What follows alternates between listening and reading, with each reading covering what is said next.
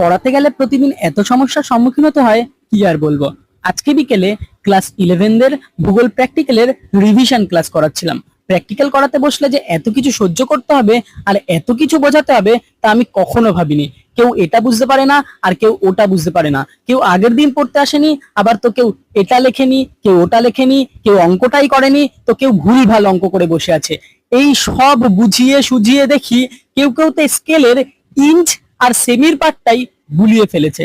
কেউ 5 ইঞ্চি নিতে বললে সেখানে 5 সেমি নিয়ে বসে আছে। আবার কখনো কখনো কেউ 5.5 ইঞ্চ কিংবা 5.65 ইঞ্চ নিতে বসলে কিভাবে নেবে সেটাই জানে না। এত সব কিছু ধরে ধরে বোঝানোর পর অবশেষে ওরা সবাই স্কেল পুরোটাই বুঝতে পেরেছে। এখন ওরা প্রত্যেকেই স্কেলে পাকা।